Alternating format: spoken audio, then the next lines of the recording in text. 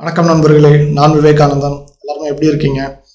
நம்ம சேனலில் ரெகுலராக ஸ்டார்ட் அப்ஸ், பிஸ்னஸ், ஆண்டர்ப்ரனர்ஷிப் பற்றி பேசிட்டு வந்துட்டு இருக்கோம். அந்த வகையில் இன்னொரு சிமிலரான ஒரு கைண்ட் ஆஃப் வீடியோ இன்னைக்கு என்ன அப்படின்னு பார்த்தீங்கன்னா, இந்தியாவில் இன்னைக்கு ஃப்ளிப்கார்ட் அப்படிங்கிற ஒரு நிறுவனம் வந்து ஒரு மிகப்பெரிய ஒரு பிரம்மாண்டமான ஒரு வளர்ச்சி அடைஞ்ச ஒரு பர்டிகுலரான ஒரு நிறுவனம். இன்னும் சொல்ல போனால் வந்து நிறைய ஸ்டார்ட் அப் நிறுவனங்களுக்கு ஃப்ளிப்கார்ட் வந்து ஒரு உந்துதல், ஒரு இன்ஸ்பிரேஷனாக இருக்காங்க அப்படின்னு கூட சொல்லலாம். அவங்களுடைய வெற்றி அப்படிப்பட்ட ஃப்ளிப்கார்ட் வந்து இந்தியாவில் இ-காமர்ஸ் ஸ்பேஸில் ஃப்ளிப்கார்ட் தான் வந்து முதல்ல தொடங்கப்பட்ட ஒரு நிறுவனமா அப்படின்னு யோசிச்சு பார்த்தீங்கன்னா கிடையவே கிடையாது.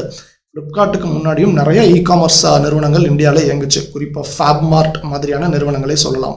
பட் ஃப்ளிப்கார்ட்டுக்கு என்ன வந்து பெரிய அளவில் உதவியாக இருந்துச்சு அப்படின்னு பார்த்தீங்கன்னா, அவர்களுடைய உழைப்பு, ஐடியாஸ் எல்லாத்தையும் தாண்டி அந்த பர்டிகுலரான டைமில் நடந்த அந்த ஈகோசிஸ்டம் சேஞ்ச். உதாரணத்துக்கு என்ன அப்படின்னு பார்த்தீங்கன்னா, 2008 3G இன்ட்ரடியூஸ் பண்ணாங்க. ஸோ 3G இன்ட்ரடியூஸ் பண்ணும்போது இன்டர்நெட்டுடைய வேகம் கூடிச்சு. அந்த டைமில் இன்டர்நெட் வந்து மக்கள் வந்து இன்னும் பரவலாக பயன்படுத்துறதுக்கான ஒரு உந்துதலாக அமைஞ்சது வந்து ஒரு 3G அப்படின்னு சொல்லலாம். ஸோ அப்போ அப்படிங்கும்போது ஃப்ளிப்கார்ட் அதை வந்து நல்லா பயன்படுத்திக்கிட்டாங்க. அந்த பர்டிகுலரான ஒரு இன்டர்நெட் இன்ஃப்ராஸ்ட்ரக்சர் கிடச்சிது. இது வந்து ஒரு முதல் விஷயம். இன்னும் ஒரு உதாரணம் சொல்கிறேனே பாருங்களேன். இப்போ ஸ்விக்கி, ஜொமேட்டோலாம் வந்து இந்தியாவில் மிகப்பெரிய ஒரு சக்ஸஸ்ஃபுல்லாக ஒரு ஃபுட் டெலிவரி ஸ்பேஸில் கலக்கிட்டு இருக்க ஒரு நிறுவனம். பட் இவங்க ஸ்விக்கி, ஜொமேட்டோ தான் வந்து இந்தியாவில் முதலாக தொடங்கப்பட்ட ஃபுட் டெலிவரி கம்பெனிஸா அப்படின்னு பார்த்தீங்கன்னா கிடையவே கிடையாது. அவங்களுக்கும் முன்னாடி நிறைய நிறுவனங்கள் இருந்திருக்காங்க. குறிப்பாக வந்து இந்த டாமினோஸ் மாதிரியான நிறுவனங்களை கூட சொல்லலாம்.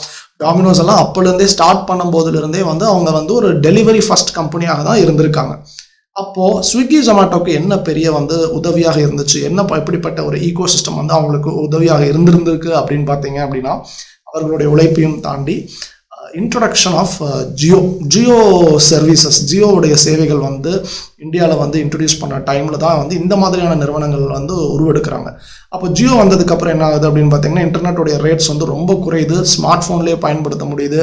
அப்படிங்கும்போது ஸ்விக்கி, ஜொமேட்டோலாம் வரும்போது மக்கள் வந்து இன்ஸ்டண்ட்டாக ஆர்டர் பண்ண முடியுது. ஸோ அது வந்து அவர்களுடைய வெற்றிக்கு மிகப்பெரிய உதவியாக இருந்துச்சு அப்படின்னு சொல்லலாம். அப்போது பிஸ்னஸ் தொடங்கணும் அப்படின்னா ஐடியாஸ் போதும். ஆனால் பிஸ்னஸில் ஒரு சக்ஸஸ்ஃபுல்லாக இருக்கணும், ஒரு மொமெண்டமாக இருக்கணும், மொமெண்டம் தேவைப்படுது. அப்படிங்கிறதுக்கு என்ன ரொம்ப தேவை அப்படின்னு பார்த்தீங்கன்னா டைமிங். பட் டைமிங் அப்படின்னா நான் சொல்கிற டைமிங் என்னென்னா, இந்த டைமில் தான் தொடங்கணும் அப்படின்னு நான் சொல்ல வரல.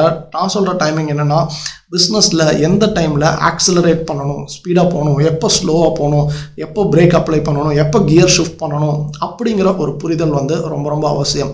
அப்படி இருக்கும்போது அந்த டைமிங்கை பயன்படுத்தி நம்மளால் பிஸ்னஸை நல்லா க்ரோ பண்ண முடியும். ஐடியாஸை தாண்டி அந்த மொமெண்டம் ரொம்ப கிடைக்கும். ஸோ இதை பற்றி நீங்கள் என்ன நினைக்கிறீங்க? உங்களுடைய கருத்துக்களை கமெண்ட் செக்ஷன்ஸில் மென்ஷன் பண்ணுங்கள். தேங்க்ஸ் ஃபார் வாட்சிங் this video. Have a good day.